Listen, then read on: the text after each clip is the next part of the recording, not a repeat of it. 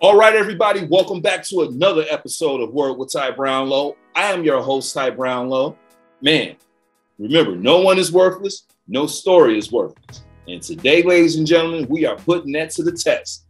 All the way from Milwaukee, Wisconsin, y'all. I know y'all like that cheese and all that stuff, but not the Packers. We cool on them. But man, please put your hands together for Mr. Lorenzo Williams. Thank you, man. It's an honor to be here with you, my brother. And once again, I'm very, very grateful that you would have me on tonight. I know you're a busy man, and you took the time out to do this evening. And I really, really appreciate you taking the time out to hear my story. Well, man, brother, look here. You first and foremost, man, say less because the pleasure is all mine. I know you have a story that everyone needs to hear because everyone, even if it's not affecting them directly, has someone in their family or a friend or a lover, what have you, that's going through the same situation. And I pride myself on having informative content. And tonight, ladies and gentlemen, we about to get informed. Now, man, just to let y'all know who Mr. Lorenzo Williams is, he is a cancer survivor, okay? But we're going to talk about certain things, that have come along with that, along the way. So let's just get right into it, if you don't mind, sir. Oh, no problem, man. Like I said, I just want to shoot a nice big shout out to Tangi Davis Watts, because she is my publicist, and she has been really, really, really helping us out with these stories around the country. So I'm really, really grateful for that. And thank you once again for having me. The thing about my story, just right off, I am an individual that was diagnosed with given 4 months to live a little under 2 years ago. And I was diagnosed with a rare bladder cancer. And on paper right now today, we turned down all traditional medicine. We decided to walk away from all traditional medicine. And on paper, the way we've been told that I'm really the only living survivor of the kind of cancer that I had, which was I'm going to go back, but I just want to share this. The kind of cancer I had was a squamous, it was a long name, but it's a rare bladder cancer.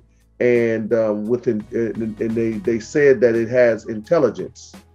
And it was an intelligent cancer that we was able to maneuver around. But let me go back. This is not the first time that I had cancer. This is my second battle with cancer. Right. I actually had cancer for the first time when I was 17 going on 18.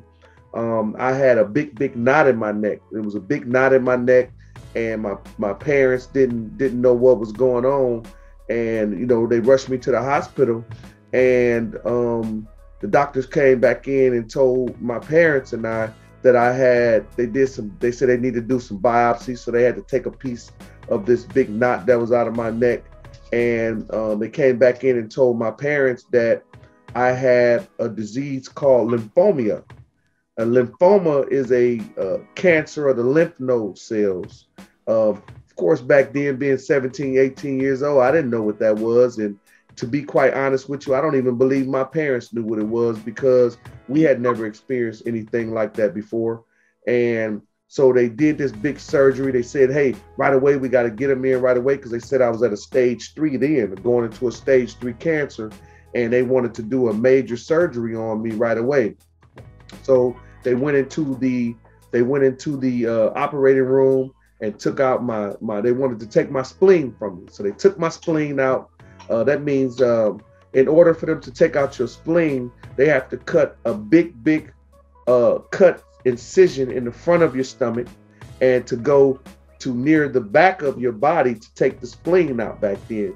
So that's how they took my spleen out. As soon as they took my spleen out, they came right back in and told my family that they also needed to go back in and take and give me radiation treatment. All right. So they gave me all of these tattoos in my chest, and they shot high levels of radiation into my chest. And I dealt with all of that from the age of 18 until my early 20s. And it got to the point, like I was saying to you before, by you being in Chicago, our families thrived off of factory jobs, and all of those things was thriving back in those days. And so when they came through and took all of those factory jobs out of our communities and flooded it with drugs, it caused our families to have some turbulence. So when all of this started happening to me, there was turbulence in my family, in my immediate home.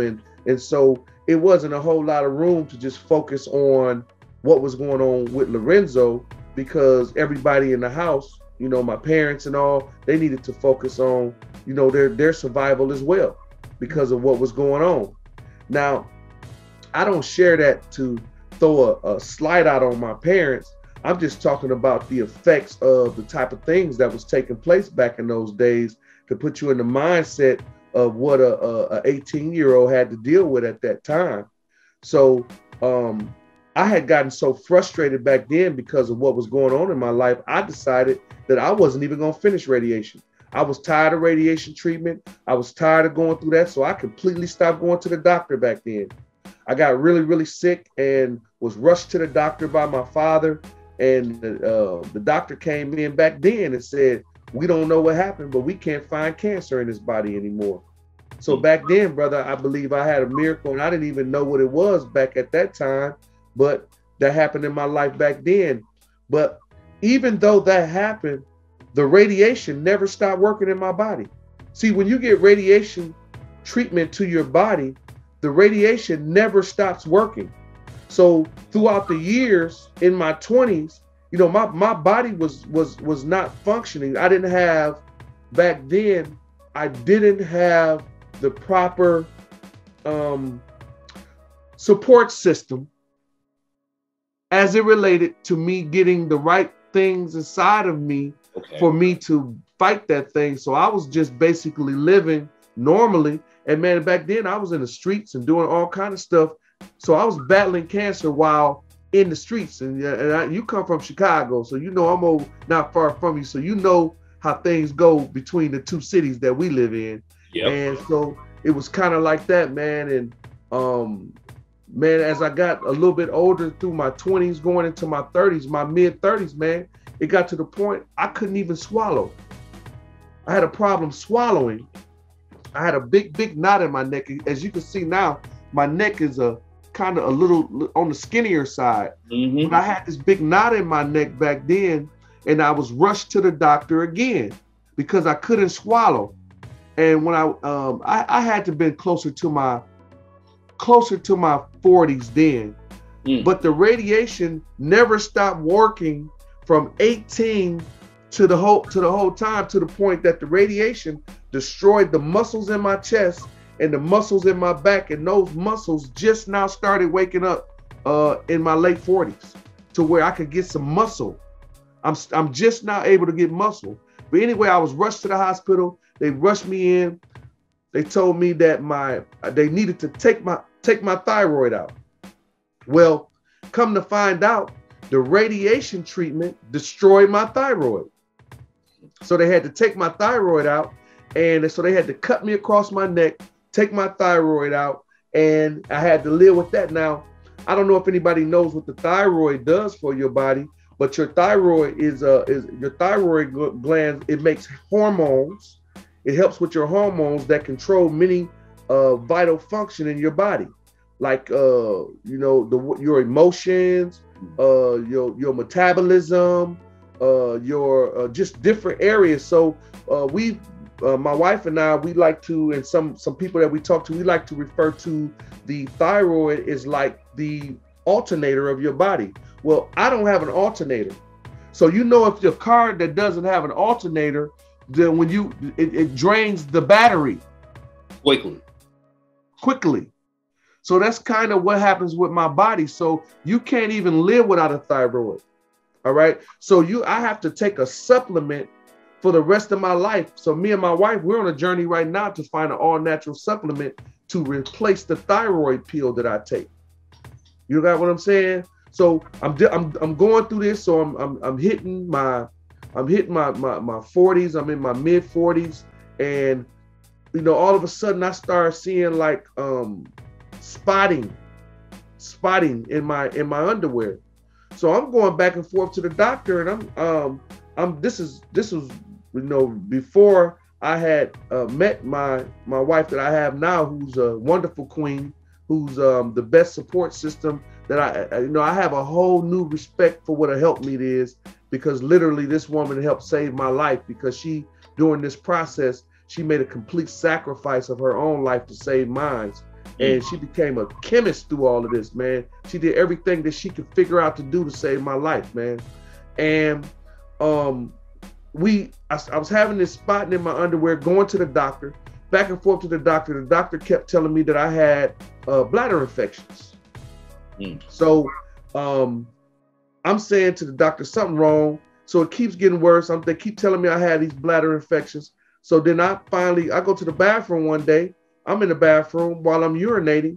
I urinate a blood clot. Blood clots start coming out of me, the size of 50-cent pieces, out of my urethra. So you know what's the size of a 50-cent piece? Yeah. Blood clots start coming out of me. And my then fiance, I called her in the bathroom, and I say to her, babe, look at this.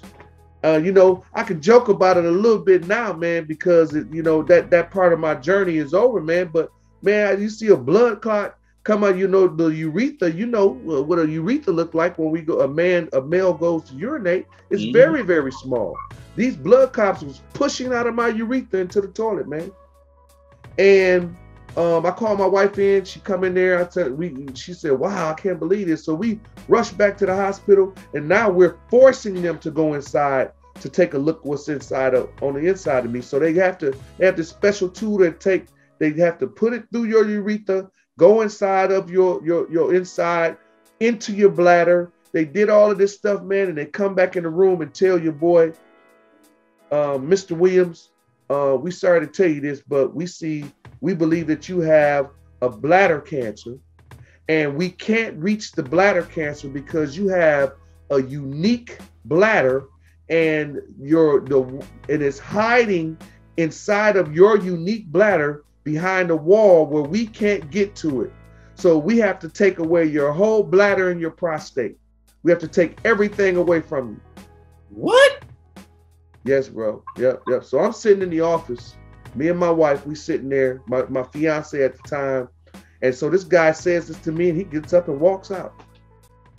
Now, I do want to say, though, when I thought I had the bladder infections, I don't know if it was my insurance or my ethnicity, but they was not taking us serious.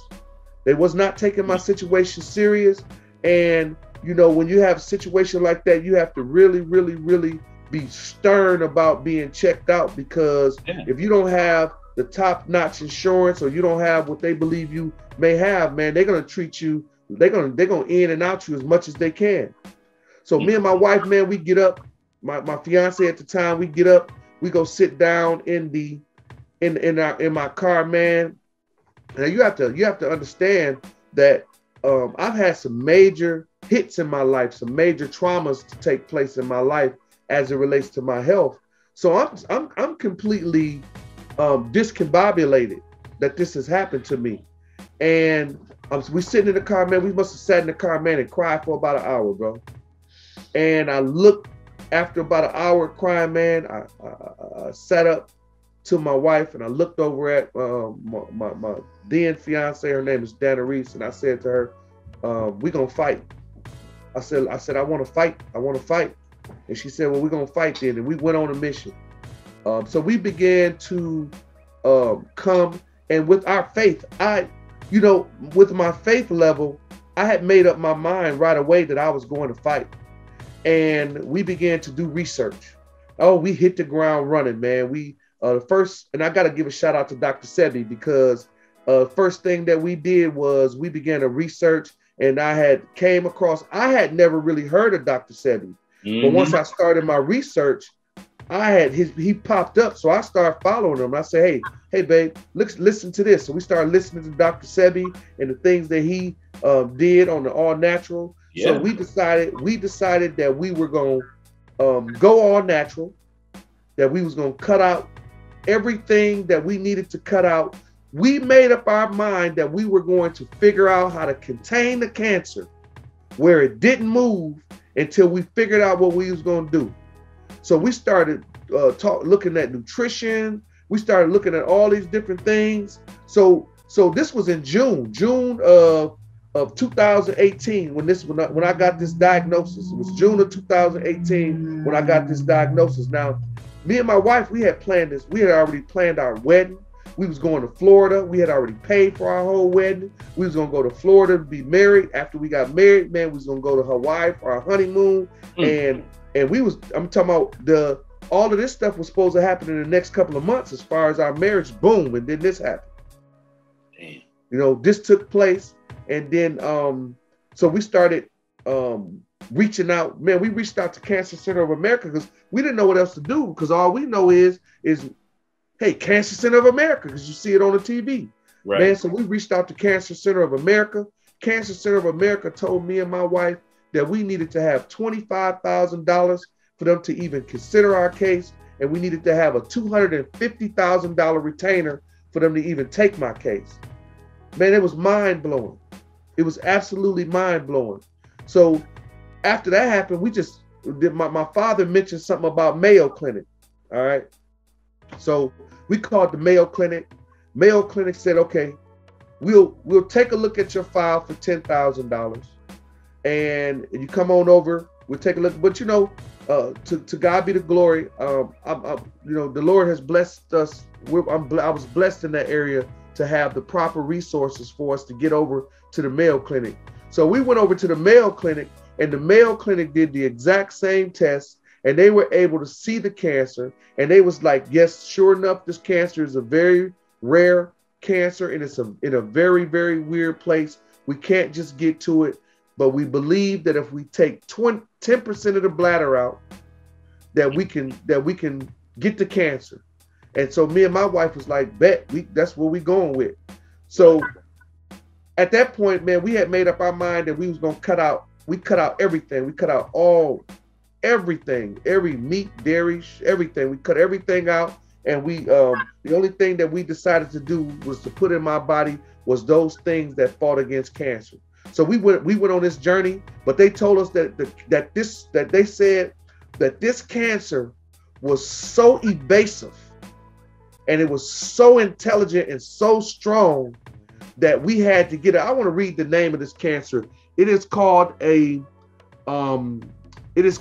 poorly differentiated sarcomatoid squamish with sarcomatoid with squamish and sarcoma. They gave me this big word, and I can't even totally pronounce the word right now. My wife can pronounce all of this stuff, but I was so discombobulated, they lost me with cancer. You got what I'm saying? Well, yeah. and so we my wife said something that was so powerful, man. My wife said, babe, we got to get married. We have to go ahead and get married right away. And I'm thinking, what you trying to get married for? But I ain't had nothing for her to take anyway, brother. but I'm glad that she said it, and I want to point this out, man, because my wife's wisdom was very, very powerful. She said we have to get married because someone has to be able to have some say-so when you get in. Yes. She says someone has to be able to have some say-so when we get over to the Mayo Clinic. Man, I tell you, I'm so glad we got married on July 22nd because my surgery was set for July 27th. So I got diagnosed June 6th. We got married July 22nd, and my surgery. So my surgery was July 27th. Listen, right before the surgery, my kidney stopped producing. I couldn't urinate. It wouldn't let the kidney, the cancer started blocking my kidney. So I had to have a major surgery. I had to have a surgery between May 6th and May 22nd, right before my wedding. So the day I got married, I had a tube coming out of my kidney for me to urinate. So I was urinating out of two places, my friend. I was urinating into a bag from out of my kidney, and I was urinating out of my regular. Right. But the day I got married, 3 days later, I had to be rushed over to the Mayo Clinic to have surgery. So on July 27th, I had a major surgery. They went in and they took not 10% of my bladder. They ended up taking 20% of my bladder because the cancer had spread it by the time I got there. That aggressive. It was that aggressive. Jeez. So the cancer spread it. They took 20% of my bladder out. And they had to take out 20 lymph nodes out of my body as well. What? Yes. They took 20 lymph nodes from my body. And it was nothing. I didn't know until I came out of surgery that all of this had even taken place. So we stay over at the Mayo. God bless us where we able to, financially, where we were able to stay over in Minnesota for a couple of months. The whole time after surgery, my friend, I was having issues. Couldn't urinate. I had a bag in me. I was sick, all of this stuff. And I'm talking about, I knew something was wrong, man. But we ended up with a doctor over there because the doctors that initially helped me, they got put on another case. So they assigned this other guy to me. And this guy wasn't being attentive to our file. And I knew something was wrong. So we was going back and forth, letting them know that something was going on. So they wasn't paying attention. We left, came back to Milwaukee. I had to be rushed to the Freighter Hospital, man, because I couldn't urinate. They did another test on me. They told me that my bladder needed to be scraped because they saw blood at the bottom of my bladder. So we decided to go back to the Mayo Clinic. We get back over to the Mayo Clinic. So this is still, we're going into August. So long story short, I get rushed back to the hospital around 10/2 of 2018. The cancer, they did another search, look at me. The cancer had came back. When the cancer came back, it spread it through the lining of my stomach and then my rib cage wall. And that's when they told me that there was nothing else they could do for me. They could offer me, I had took one shot of chemo over there, man. And I told my wife if I take this, I'm not gonna make it. They told me, they didn't even tell us that, man, they was over there in a frenzy trying to get me to take all kind of medicine and stuff. My wife said, we getting out of here. So we got up out of there, came back to Milwaukee. They didn't even tell us at the time when we was over there. So we left Minnesota. I got back to Minnesota. The cancer returned 10/2. I left Minnesota 10/15, and on 10/19 here at Milwaukee, at St. Mary's Hospital, they told me I had 4 months to live. They said, there's nothing else we can do for you. We got 4 months to live. The only thing that we can do is we can offer you chemo. And we don't even, the chemo, there is no chemo that will work for the kind of cancer that you have. The only thing that we can do is try to prolong life. And at that moment, my wife and I, we turned down all traditional medicine. We said we don't want any more medicine, and we went on our own journey with our faith, with our belief system.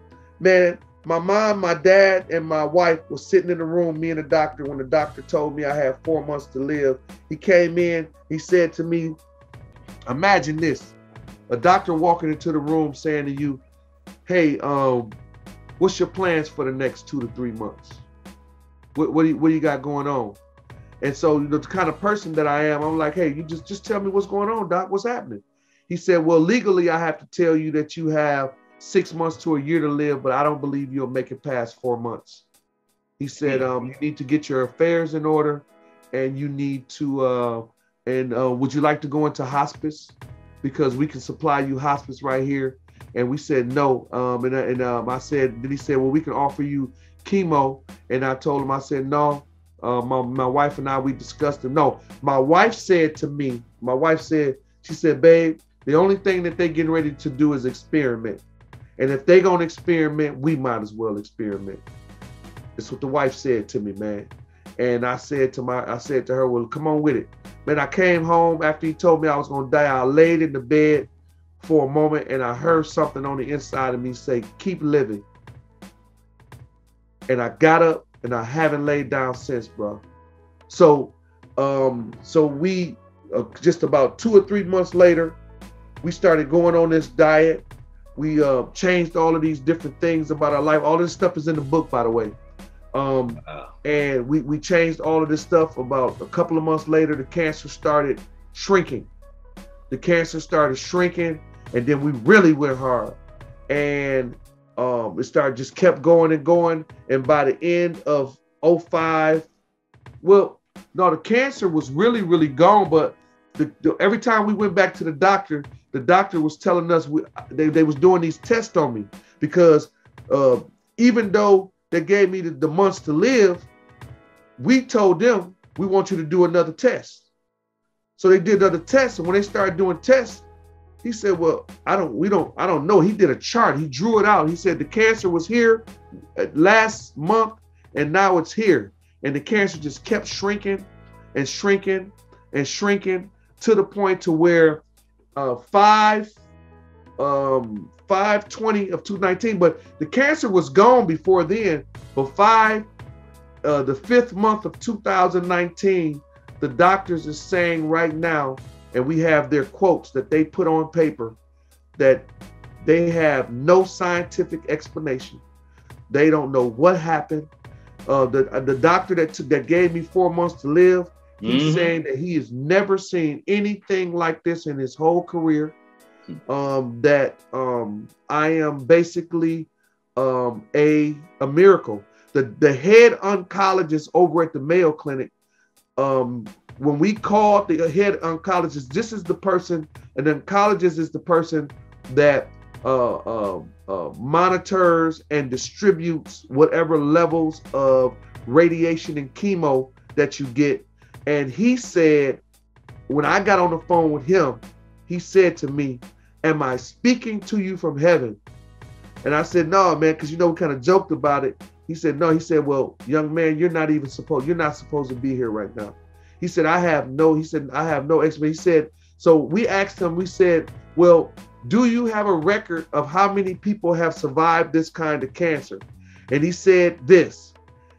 He said, I have never seen anyone survive the kind of cancer you have. He said, the only way that I can tell you is like this.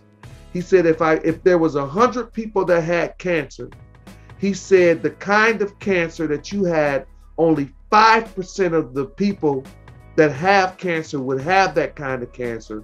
And if a person had the kind of cancer you had, nothing could cause them to survive. And they would have to take 3 to 4 months of chemotherapy for them to even see if they could give extra life to that person. But the chemo that we would give them would not be to save your life. It would just be for prolonged life. So, wow. So basically, in a nutshell, I have a great support. I have my wife, and then, just to be honest with you, some of the people that you expected to be there is not going to be there. I expected there's family members that I expected to be there. They sometimes people put you in the box and it don't make no difference what you do or what's happening with you. They leave you in that box. And in my case, that's what happened. But listen, I don't want to sound preachy, but God is in control. He knew exactly what was needed. Listen, I got a friend that was a business associate that lived in Florida. When he heard that I was ill with cancer, he asked me and my wife for my Cash App. That man put $1,000 in my account every Monday for a whole year. Wow. When I was going through that, I only chose three. You know, it was the. What I will say is this. You know, a lot of people want to know what I did, and all of those things is in my book, and a lot of those things you can find on my website. And, but the first thing that I want to say to a person is this. If you are dealing with a situation like the one that I had to deal with, the first thing that I can tell you is you have to get your mind right. Thank you. Thank you. I never accepted death. I never received. I can see how a person will walk into an office and a man would tell them that they have 3 to 4 months to live, and they receive that. Man, because, you know, these doctors, they have the assumed credentials that we would respect. But what I say is, can no man give you God has the final call on your life. But if you go and receive someone telling you you got 4 months to live, 9 times out of 10, your body's going to line up with that. Your body's going to line up with whatever your mind thinks. Got what I'm saying? And I chose to not think that. On top of that, that's why I said, man, I have a whole new respect for the sisters.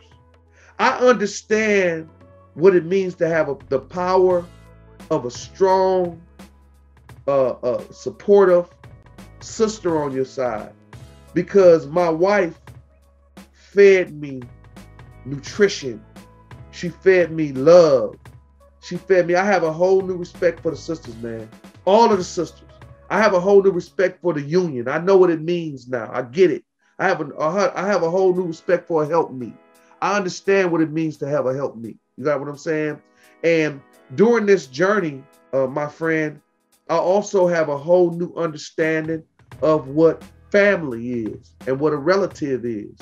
I have a whole new, I know that there's a difference between the two, because family is one that has a passionate desire for one's well-being. Because I looked it up, because I was so hurt by a couple of family members that didn't show for me. And I was talking to an individual, and that individual said to me, well, they're still your family. And so I went and did some research on the definition of family. And the definition of family is one that has a passionate, sincere desire for one's well-being. And then I looked up relative, and it said that relative is one that is blood related, but it does not make them family. Hey. So when I found these things out, see, when you have an expectation of people and family, when you have an expectation, you're wounded and you get hurt. But once you realize that one is family, whether one is family or whether one is just a relative, then you don't have expectations. See, when you're having a battle like this in your life, you can't be bitter. You can't be angry. You can't walk. You can't have those traits. So I had to, man, I could go on and on, man. Listen, I had to program myself with my mental, because I knew that if I was to walk around with bitterness and anger in my heart, I knew that I would have checked out of here. Yeah. So true. I had to program myself to not be angry. Do you know how hard that is when you're hurt? Very. To not be angry, to not be bitter. But if I would have been bitter, I would have perished. On top of that, my friend, my daughter died while I was fighting cancer. Damn. I had a 26-year-old daughter that was suffering from lupus. However, she was in a prior marriage of mine, so she was my daughter. I loved her, and I can't help it but to be really honest with you, man. I was alienated from that. I wasn't really allowed to mourn with my family with that situation after my daughter died. And I had to go and stand with no bitterness and with dignity at her funeral, not really even being acknowledged as her father. I'm sharing the story, man, because this was my journey. You got what I'm saying? But what I'm saying is there's another level of thought, another level of understanding, another level that you have to come to when you're going through these things. But bottom line is this, man. Right now, on paper, around the country, I went to the church where I was fellowshipping at, where my faith is. Okay. Where I have a nice support system. And the pastor called me to the front of the church. I didn't think about it at the time. It took me some time. It took some time for me to dissect what he was saying or take what he was saying. But he took me in front of the church and he said to the church, he said, "Have you ever read about a miracle in the Bible?" And the whole church was like, "Yeah, we have." And then he said that what's standing before you right now is a modern day miracle. So that's what I'm being called, brother. And I'm humble. I'm humble about it, but that's what they're calling me right now, is a miracle. And me and my wife, we have created an organization. The name of our organization is called Journey. The number 2, A Better Health. That's our website, Journey. The number 2, abetterhealth.com. And we're getting ready to dedicate the rest of our lives to educating people on on nutrition and to help against terminal disease. We're working right now with about 15 to 20 people around the country. I believe it might be more than that. Right now. And what we do is we help people come to us with terminal illness. We do what is called a questionnaire. Now, I just want to make this disclaimer. We are not medical. We don't claim to be doctors. But what we do is we help people with a questionnaire that we give them. And when they're done, what we do is we help them with a nutrition plan that we build out for them to help them fight against disease. Listen, I know I'm going on and on. Hey, man, come on. Me and my wife, we don't believe that there's a such thing as cancer. We don't believe that there's a such thing as diabetes. We don't believe that there's a such thing of any of the named diseases that man put name on it. We believe that those names were given for fear. All right. What we believe is this. We believe that any sickness that a person has is because they have a low immune system. They're lacking nutrients in their body. Okay. So what we believe is, and I am a proven fact of it. No one can deny my situation because it's on paper. What we believe is if a person puts the right nutrition in their body, the right nutrients in their body, that any ailment that's in your body will reverse itself. That's a part of it. We believe that the biggest part of it is your thinking. We don't want to leave out faith because it's obviously God is first. And the higher power, the creator is in control. So we put the wheel in God's hand, but we know that faith without works is dead. We know that those things that, as far as sickness, those are things that's considered to be unseen. That's the unseen realm. I was battling a battle that was unseen on the inside of me, even though I knew it was there, right? But we knew that our part in this realm where we live, our job was to do our part. And our part was to put the right stuff in our body. And it's the right nutrients that need to go into our body. Even with COVID right now, then I'll let you say what you want to say. I want to just mention COVID. Everybody's so hung up about COVID. COVID is airborne, okay? So when you go get the vaccine, they're putting a generic, false, scientific nutrient in your body. It's not a real nutrient. So they're putting a fake nutrient in your body, all right? So the only thing that can really, really fight against sickness is if you put the right nutrients in your body. It's airborne. So the best fight that you can do against COVID is put nutrients in your body. Fill your body with nutrition. All right. So those are the things that we're getting ready to teach people. We're getting ready to teach people how to drink the right waters, because most of the water that we drink is acid. Your body is made of alkalinity. All right. Your body is made of 70% water. okay, which is alkalinity. So if you're supposed to be putting in your body what it's made of. Does that make sense? Milk causes mucus in your body. You drink milk from a cow who has 8 stomachs that eats grass and hay. So you're gonna drink from an animal that has 8 stomachs that eats hay and grass. We were never designed for that. It causes mucus. Mucus and bacteria in your body causes disease. Go ahead, brother. Talk to me. Look here. First and foremost, let me just say your story, remarkable. Okay, everything you have said, remarkable. Any question that I had has been answered. Okay, through that story and that story alone. Let me just say a couple of things though. Yeah. Man, first and foremost, when you talk about family and relatives, I have a saying, dude. My saying is the first adversaries you'll ever meet in life won't be from people that you don't know. It will be from the people that you see every single day. Absolutely. Some of those people you're probably born to, you know. I'm just gonna keep it real. All right. And man, like I know certain people out there don't want to hear it, especially, you know, Southern folk, but man, I'm gonna keep it real. You know, the first adversaries you will ever meet in life, you're born into.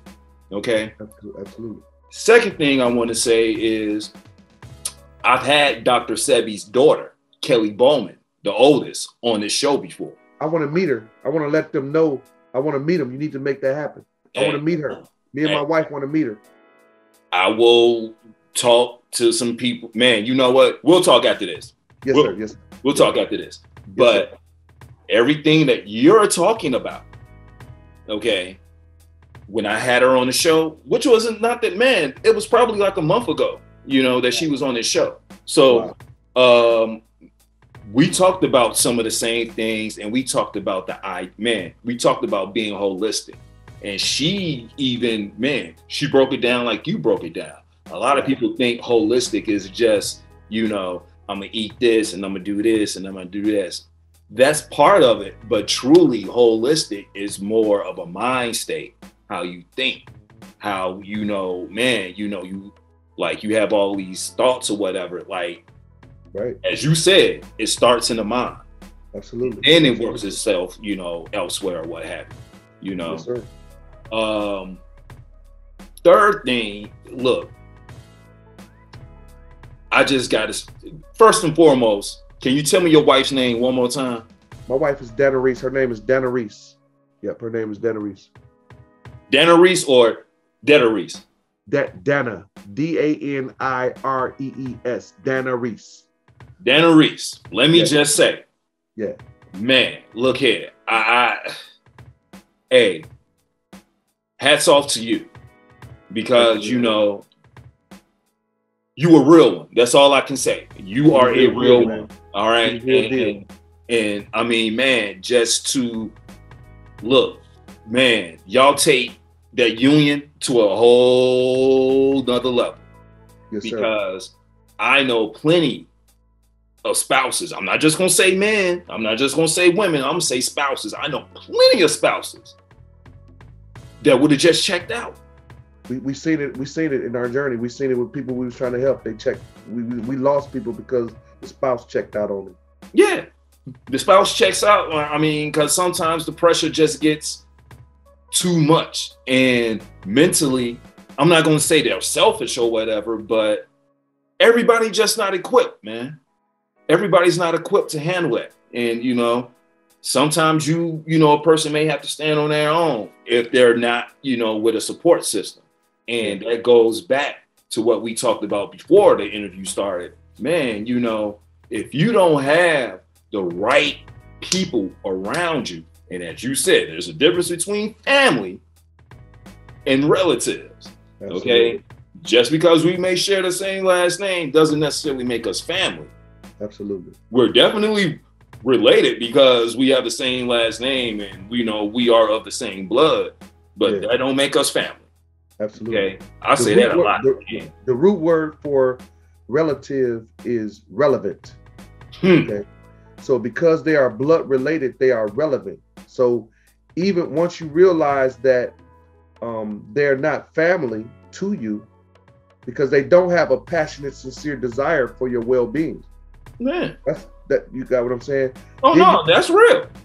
But because they're relevant, it is your duty to be cordial because they're blood related. So you must be cordial. So now I know how to be cordial with all of my relatives. Yeah. Hey, look here, man. Whoo. Let me just ask this though. Like, I know, you talked about the book. Tell us the name of the book and where we can get it. The title of my book is Keep Living When Death is the Prognosis. Our book will be released in just a couple of months here. I kid you not, man. Since my story has happened, there has been such a fight for my book to be released in the earth. Yeah. We have had such challenges getting my book released in the earth. But you can keep track of what's getting ready to happen with our book if you go to our website. Our website is up. Once again, it is Journey, the number 2, a better health I'm talking Journey to a better health.com. Journey, the number 2, a better health.com. Okay. We are also on social media as well, but you can get all of our social media or if you go to our website. My coach is near me here too, which is Dana Reese. She's around here somewhere paying attention. But we also have Twitter. We also have Instagram. We're at J2A Better Health at Instagram, and but if you go to our website, everything is at the website. Right, everything's there. The questionnaire. If we have people, listen. What we're trying to do is we just got through talking about that support system. Okay, yes. So we know that it's very important for you to have a support system when going through a situation like this. So what we're doing is we're trying to become that. What we do is we've already done it. Is we found people that was unfortunate, that can't get the nutrition that they need for their body. We have taken our own monies and we've given out baskets full of nutrition specifically designed to individuals' body for the fight that they're fighting. Damn. So that's what we're doing. So we're looking for people to join our journey with us, and so that journey to a better health is a place of refuge. It is not just about me and my wife. We're trying to be that support system where you can have the support that you need. And man, just to be really, really honest with you, I'm really, really surprised that more people are not reaching to my story. I'm so surprised. So that's why I told you that I'm honored by individuals such as yourself. Now, I've had several interviews around the country now, and those people are all aboard, but maybe it's just the creator that's connecting me with people such as yourself with the platforms that you have so that we can get the story to the people. You know, that's what my wife said. My wife said, babe, God is going to connect you with people that's going to hear the story, and they're going to get you to the people that need to hear the story, because the platform is going to get you there. And so I never expected anything like this, bro. I never expected to be, listen, man, God chose me for a miracle, bro.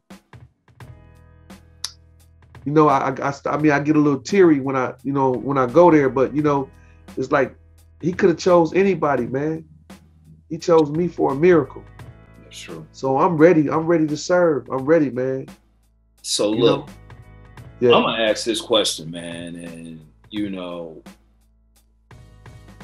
this is the question that my show's known for, and yes, I'm pretty sure you can think of a few right off the top, but I'm just gonna ask Lorenzo Williams, what is the one word that best describes you and why? I got my word. I would say a word to describe me is endurance. Come on, talk I to am, and the reason I say that is not just because of what just happened to me, but I've endured so much and I just won't stop. My father used to have a nickname for me when I was younger. And when I was out in the street, I'd do something wild. And if he'll see me out there and he'll say, locomotive.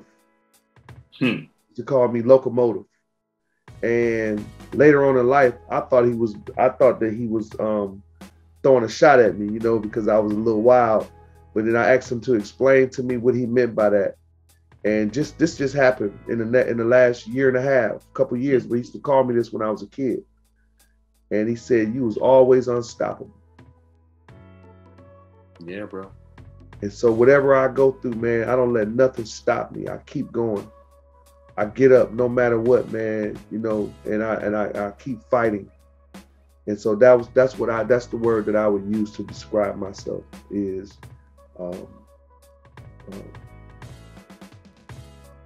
endurance, that word, Okay. So I'm gonna go. You can go destined or destiny. I'm gonna go destined. Okay. Okay. All right. And man, like you just said it like a couple of minutes ago, man. Like God chose you, bro. Wow. All right. I don't believe in coincidences. There's no such thing as a coincidence in my mind. All right. In my mind. Other people can think whatever they want to think. In my mind, there is no such thing as coincidences, man. People, like they say, people have their reason and people have their season. Yeah, all that's, great too. But man, you can really be destined for something and not even know it. All right. Now, does it make the trip smooth or whatever? No, it don't. You know what I'm saying? You're going to have your ups. You're going to have your downs, man. You're going to have your doubts. You know what I'm saying? You're going to have your beliefs, But as you said, that endurance, all right, with that motor, okay? And you even spoke of, man, not even having a thyroid. You ain't even got the alternator, all right? So let me just say, man, that battery strong as hell. Okay. That's one. That's a strong ass battery. Okay. All right. And two, like I said, man, destined. You're destined to be here. I am destined to be here talking to you about your story, man. You talking to me about the story, telling me everything that's going on. And I already know I'm going to spread it, man. Like, look. I've had a couple of feel-good stories here and there, and I've interviewed a lot, and that's not to take away from all those others, that I've interviewed, but there are certain stories that stick out to me, okay? Wow. Certain ones that stick out, and, for the reasons that they do stick out is, man, A, endurance, B, destiny, man, like, it's meant for you, all right? It's meant for you. It is meant for you to be here to give this testament. I could have used testament, but still, it's for you to be here to share your story with me, to share your story with everyone else who's going to see this. And as I said before, either A, somebody going through this, or man, you're living with somebody going through this, or you're related to somebody going through this, or you're going through it, or B, someone that's going through this. And honestly, as I said before, man, man, look, just that mind state. The mind is powerful. I tell people this all the time. Like, you can be locked in an iron box, but if your mind and will is powerful enough, you can get out of that box. It can be sealed. You can look all 4 corners, well, all 8 corners, and it's just sealed. But you will find a way to get out of that box. There's a way out. Right. There's always a way out. You know, if you're like passionate enough and believe enough, you know, within the self, you'll find that way. So, look, man. I'm just gonna say you got to come to Chicago, man, and do like some speakings and this, that, what have you. Like, I will be there. You know what I'm saying? Like I want to meet you in person. You know what I'm saying? You'll find your way here to do public speaking or whatever, man. Let me know, because I'm gonna show up. You know what I'm saying? I want to meet you too, man. Help me make it happen, man. You know, I wasn't expecting for anything like this to happen in my life. Right. I'm ready. We ready. You know, my wife said something to me, and you know, I really respect my wife. You know, because she was in a real. I was you know, going through some of my, you know, cancer do a job on your body. Yeah. You know, and it hosts. See, people think that it's just the sickness, but it's also the psychological part of it. Yeah. So you know, I think it's more of the mental than anything. But my wife looked at me one day, and she looked me in my eyes, and she said to me, and she got me to really understand what God is doing. She said to me, she said, "Honey," she said, "you are a living hope." And I said, what you mean? She said, "Baby, the days that we're living in, the way people are dying, and with no, you know what I'm saying, with no hope." She said, "You are an example of the power of God. You are living hope." I said, "Wow, you feel like that?" And it just stayed with me what she's saying. And so, man, use me, bro. Help me to share my story. I will. Help me to share my story so that we can help some people, especially in our culture. See, there's a lot that me and my wife have to give as it relates to what we need to be putting in our body right now. Like, for instance, real quick, I'm sorry. Brother, talk to him. You know, we really need to be putting the right things in our body. And me and my wife, we have it sounds like you're familiar with a lot of things that we should be doing as well. But we've been told, I'm just going to use kale, for instance, which is high in antioxidants, which is also alkalinity. It is the highest, it is the richest vegetable that you can get in your body as it relates to antioxidants. So some of the stuff that we've been putting in our body has been a training for us to put in our body, because some of the stuff is, some of the things that's going on in our world as a culture has been put in our world on purpose, has been designed for us to do. And one of it has to do with our foods that we're putting in our body. And we're going to change the way that people are injecting poison that they've been putting in their body, because we've proven that if you put the right things in your body, that your body can reverse itself, that your body can, my wife calls certain parts of your body warring soldiers. And if you're feeding your warring soldiers the wrong food, then they can't battle properly. You know what I'm saying?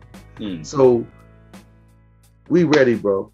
I'm so ready. We're asking the Creator to free up our world. I'm a business owner, by the way. I've been had my own tax company for about 20 years. Oh wow, okay, all right. I just shut down a car dealership. I had a nice sized car dealership here in Milwaukee, and right now I took my money and I started me a locksmith business. So I have a full mobile locksmith business. So I haven't worked for anybody in almost 20 years. I took my wife off of her job. My wife worked for AT&T for about 6 years. and I took her off of my job. Me and my wife, we run my company. When this happened to me, I was running my own company. I haven't worked for anybody the whole time while I was fighting the sickness. So I was gonna lay down and shut down all my companies, and I heard get up. I got up, man. I've been moving ever since, man, shaking and moving. Well, look here, man. Like, yeah, I know you and I need to talk because that's motivation. You know what I'm saying? Like, that's where mentally I'm trying to get to, you know, where I'm not like, okay, don't get me wrong, this is great, you know, and I love doing this, you know, but at the end of the day, I still got to feed myself. I still got to do all these other things. But on the flip side, I'm just going to go deeper. I feel like, you know, man, and I haven't been doing this that long. I've been doing this since 2019. Okay. So I feel as if like the people I've met, some of the connections that I've made, you know, here and there, what have you, you know, like this is what destined, you know what I'm saying? Like I'm destined to sit here to get these stories and to get them out to people.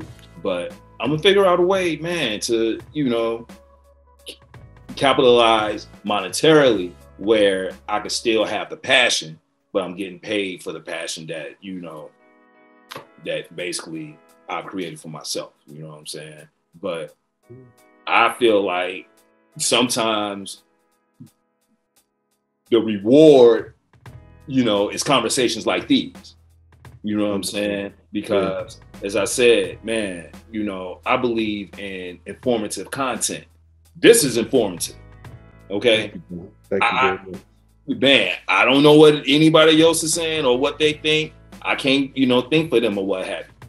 But for you to share everything that you have shared with us and to let us know, like, man, not only am I sharing it with you, the book is coming out. So the book is a little bit more detailed than the story that I'm getting. Oh, okay? Absolutely. Yeah, so, we got 2 books coming out. Yeah. See, I mean, man, you know, like, but I'm just saying to have that freedom to, like, you know, do the things you know, want to do, but also it's a mission too at the same time. Now, you just not out here lollygagging, as the old folks would say, you know, doing this, doing that, willy-nilly or whatever. No, man, like you're on a crusade, you know, to like get other men, to get our people together, you know what I'm saying, and change that mindset. And yes, as you said before, a lot of times when we go to the doctor and the doctor may say some things to us or to our family members or what have you, that fear or whatever it is just comes over our mind, and next thing you know, this is just what it is. Yeah, absolutely. Yeah. So you have already lost at that point. You have already succumbed. That's right. But if you know deep down in your soul, like, nah, like I mean, I hear what you're saying, and I know that's what, you know, you're paid to say in the medical terminology, this, that, and the other, but something inside of me is like, nah, you know, man, I got a whole bunch of more chips to play. I ain't ready to cash my chips in. So yeah, we know who in control. That's, man, look here. On that note, ladies and gentlemen, this has been Word with Ty Brownlow. I've been your host, Ty Brownlow. Remember, no one is worthless, no story is worthless. Follow me, all social media platforms at Word with Ty Brownlow. Or you can go to my website, tybrownlow.com. Man, look, I can't even call this gospel. This is something else. All right, man. But you go to my website, go to my YouTube page, you're definitely getting this, plus other great conversation. All right? Yeah. We're not done, but I gotta say peace. You know what I'm saying? So we out.